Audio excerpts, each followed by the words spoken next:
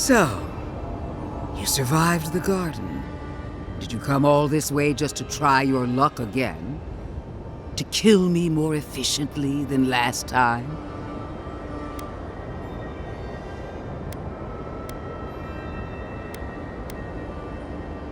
You'll get your chance.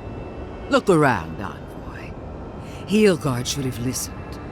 He tried to bring order through compromise. He failed. Order is meant to be imposed by a stern, guiding hand. Her order wields sharp steel. She must set down her blade.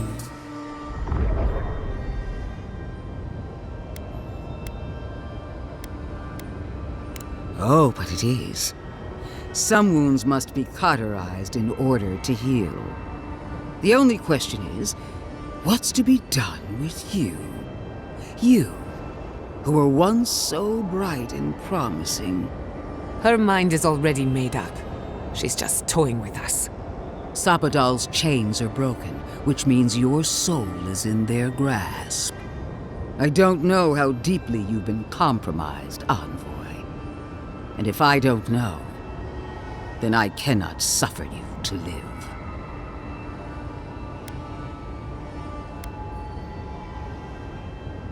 Do not patronize me. I have every right to put down a threat to the Empire.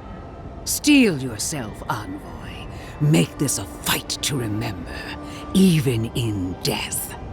We would not welcome her death. There is still ample shade for her beneath our tree.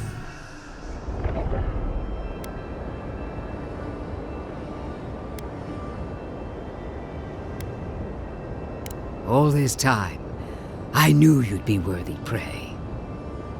Don't let me down. Farewell, Envoy. There's no coming back this time. Prepare yourself for the next world. You won't be missed, Ludwig. Once I'm done killing you, your god of flesh! Not even over. We are every seed in the soil. We will always grow. Come on, one last time!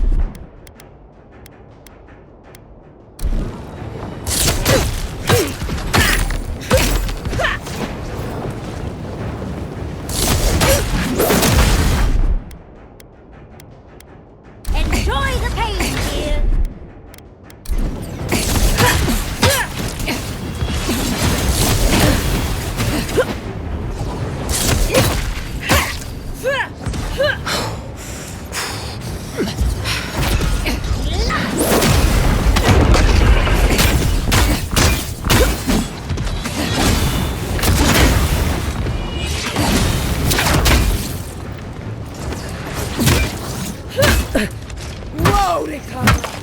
Queen among queens!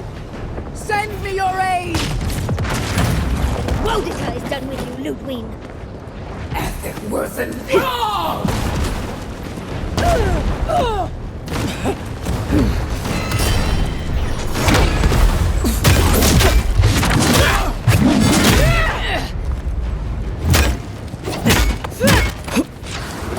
Grow up, 10!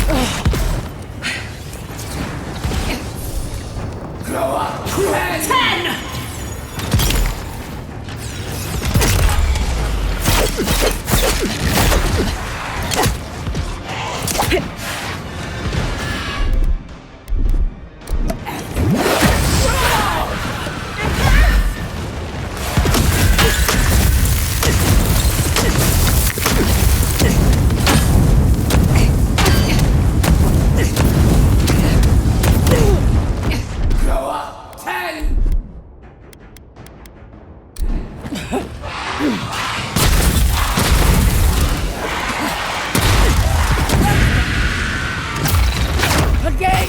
Wonica! Help me! One last time! As it were the wrong!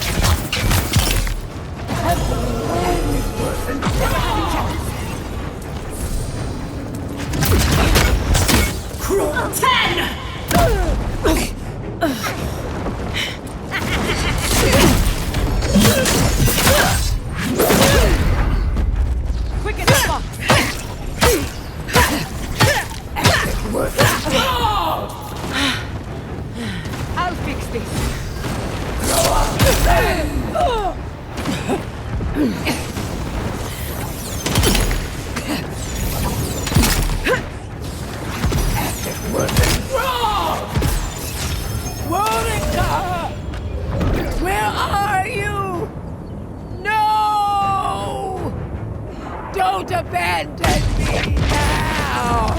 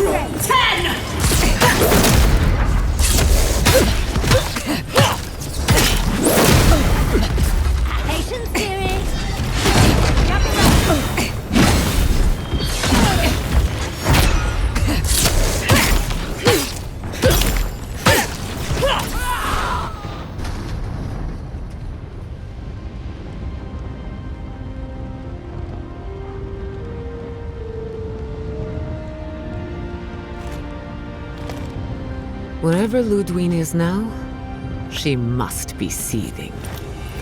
Of course, we'd be happy to kill her again, if needed. She's done for, but we're not.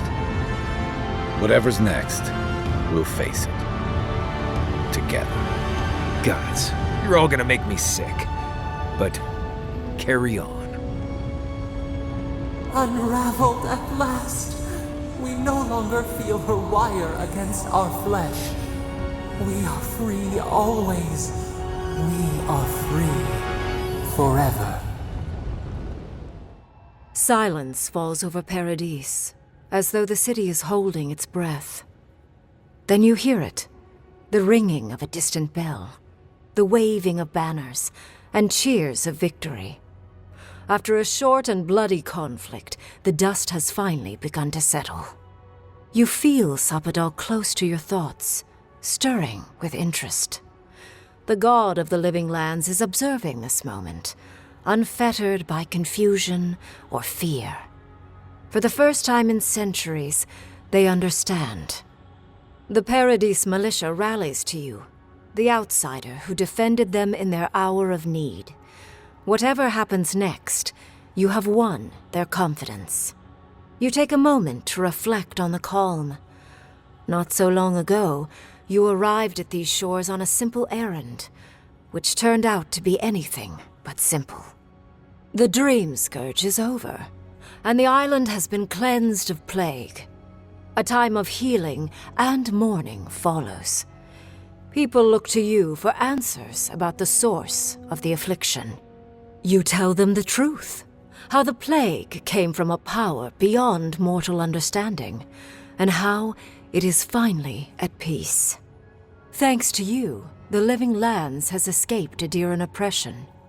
The free settlements unite under a common banner and begin the fraught process of negotiating new traditions and values. The Empire withdraws. The frontier remains wild, but not for long. Fugitives no more.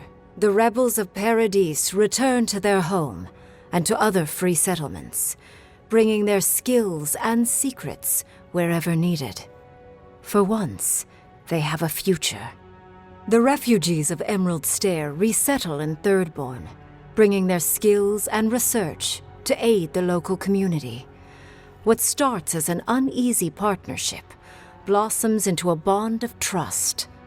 Through shared adversity, they find common ground. The ashes of Fior Messiverno continue to smolder. Scavengers avoid the ruins, fearful of spirits unleashed by Animancy gone awry. The once promising city is nothing but a cautionary tale.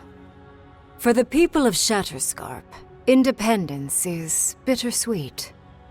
Those who cannot withstand the grief inflicted by Ringgrim's spell leave the settlements, vanishing into the wilderness.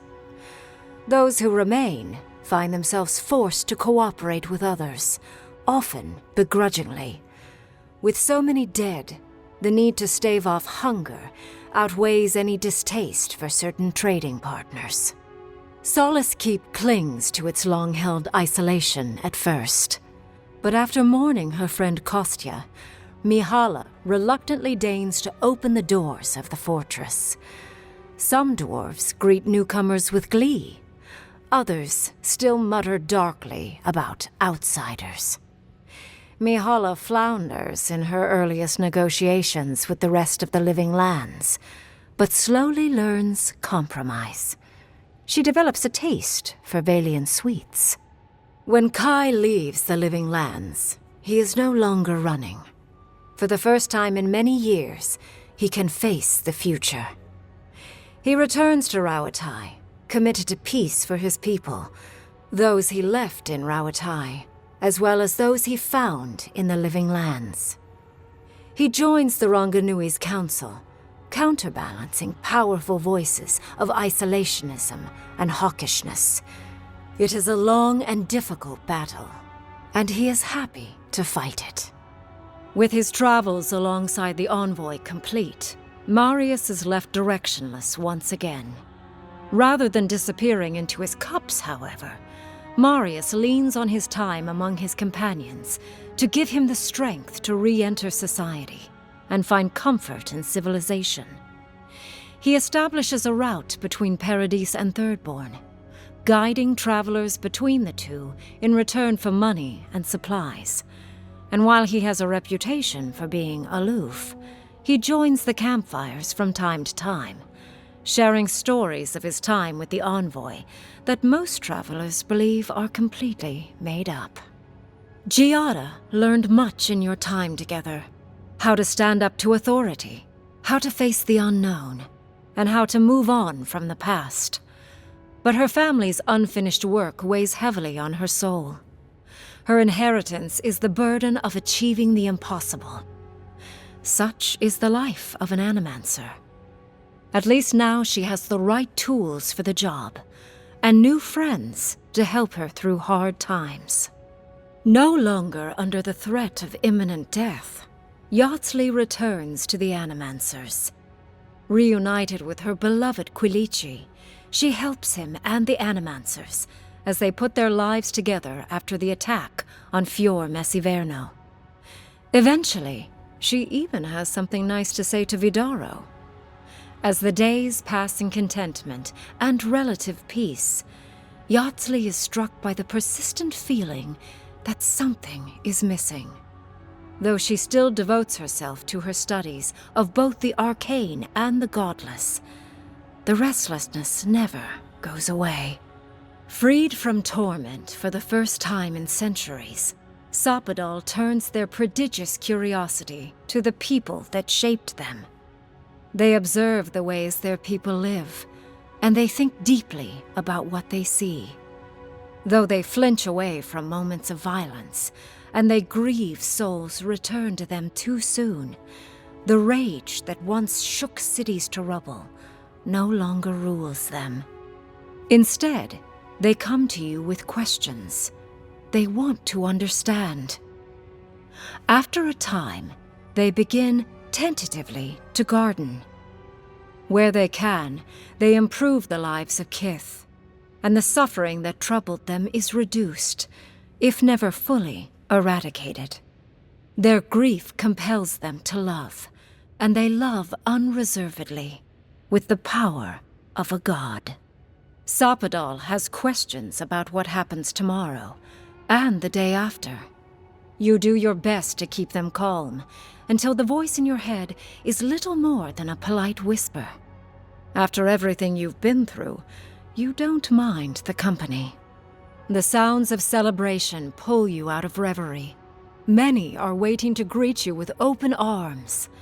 You take a moment to catch your breath and savor it, because everything is about to change.